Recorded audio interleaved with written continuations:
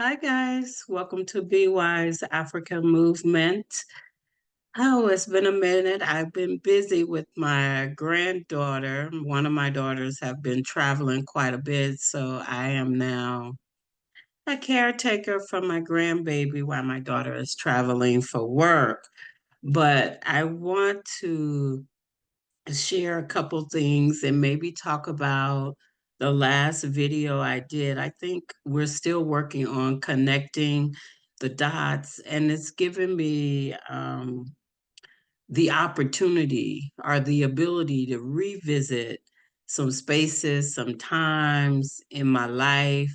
Um, when I was a little girl, my daddy was a AME, African Methodist Episcopalian bishop for over 60 years. And I had some poignant role models in my life, just amazing, amazing women to they made sure that I had everything I needed to succeed in life and that I wasn't being a follower, but having the ability to lead. I had some amazing Sunday school teachers. I had Dolores Goff. She was my Bluebird 4-H Girl Scout leader, my Pan African movement, who taught me that natural is always better. There was no need to straighten hair or wear wigs. She was just an awe-inspiring woman, and I appreciate her. So, now bringing it forward, I am 57, about to be 58 next month.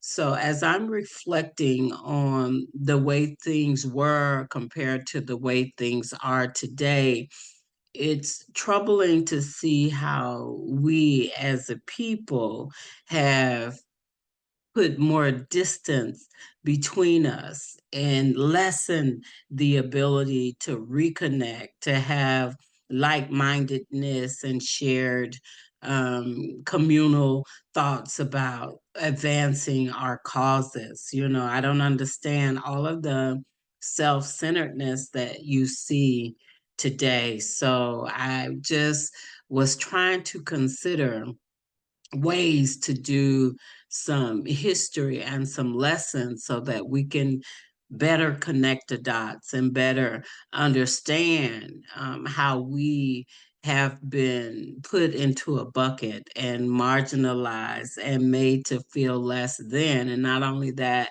we are carrying this mindset and teaching our children to be substandard, teaching them to be lower class citizens.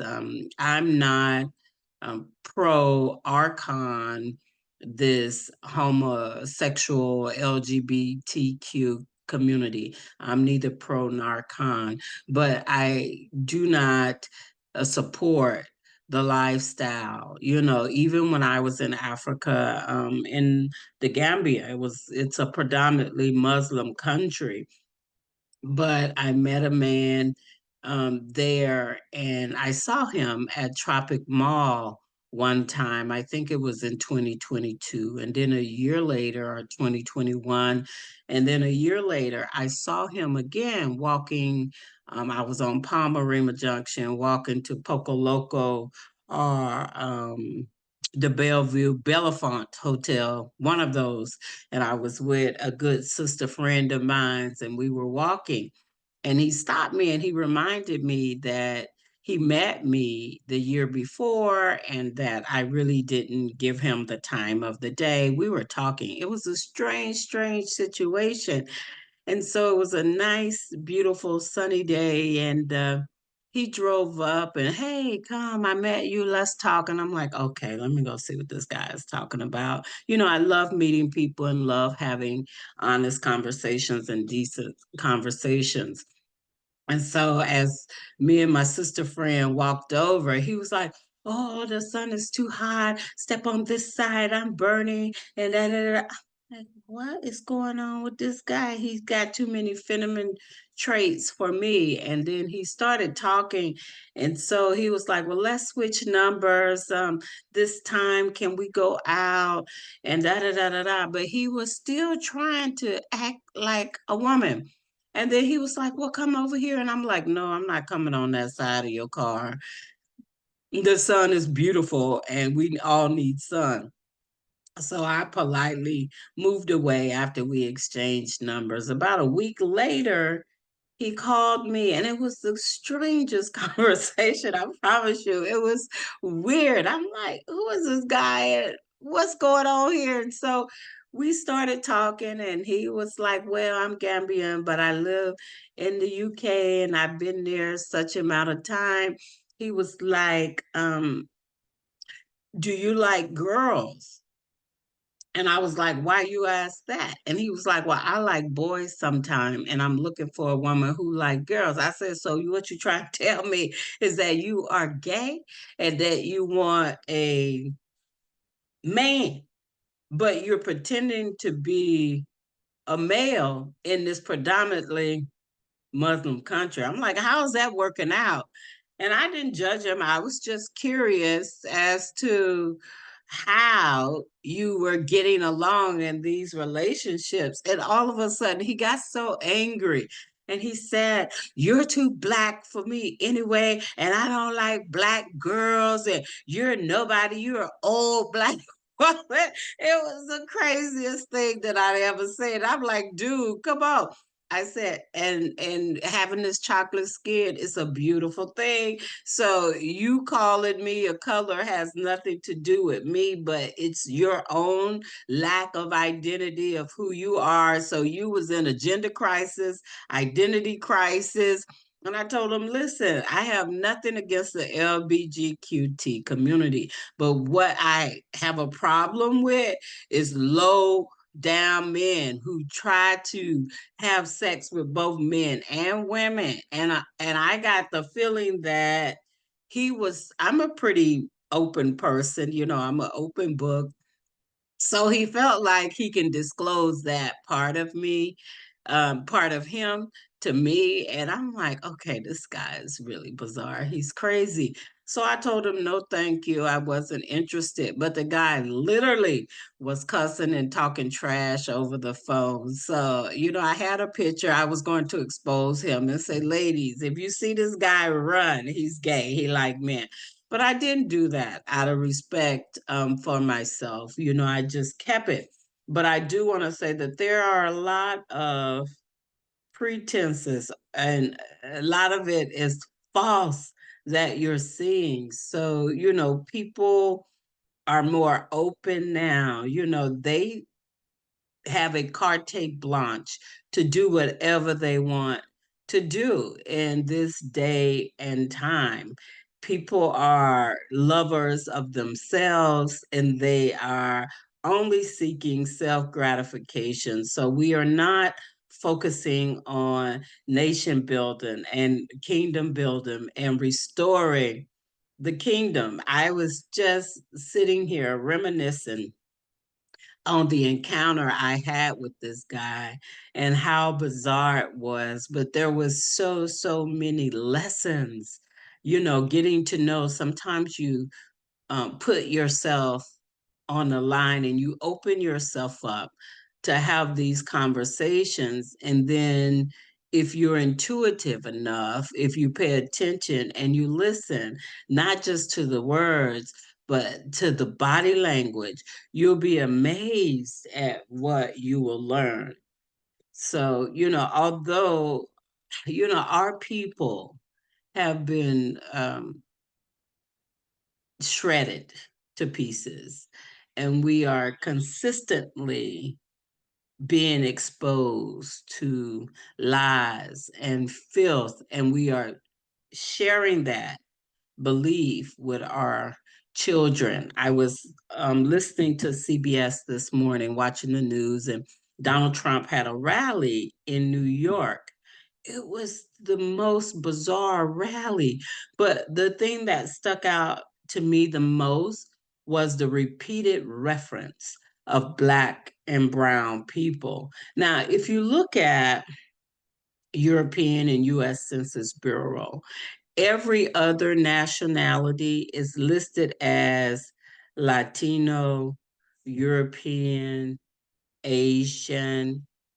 We are the only national people who are listed as Black, brown, African American, Negro. We've had colored. We've had so many titles by Europeans assigned to us. And none of those titles are the appropriate titles for us to have. So if you are an indigenous person, meaning that you're coming from the motherland and that is your DNA, there's no need for you to identify yourself as a color. Now, if you know anything about science, and my daughter taught me this when she was a young girl, I think she was in third or fourth grade. She was talking about the color system and how colors work. But human DNA, we don't produce color as human beings. There's no pink human being. There's no white or yellow or brown or black human being. Humans do not and cannot produce color.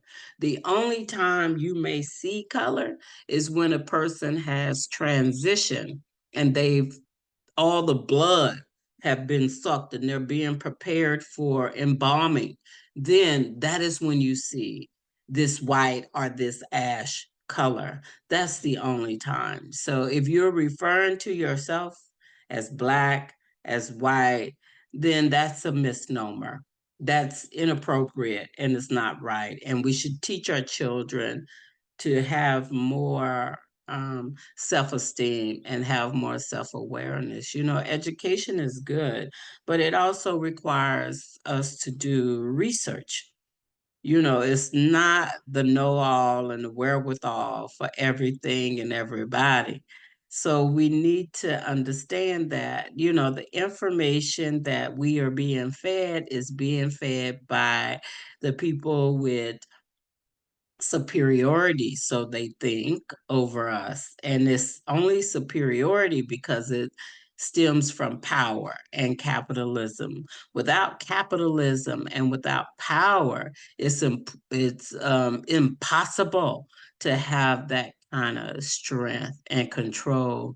So, you know, there's always been a rise and a fall of a great nation. I've talked about this in the last video, but I want to encourage you because I'm sitting here thinking about my experience and the beautiful role models I had in my life growing up who was there to support me, to teach me how to live in this skin and how to be a woman, how to be a lady in this skin. So I appreciate that. But I just wanted you to know that I value you. I miss you. It's been a while since I've been on. It seems like it's been a long time, but this little 6-year-old, two of them, one 6, one about to be 7, is driving me to be exhausted on most days. So that's what I've been doing. I want to stay positive when I have these conversations.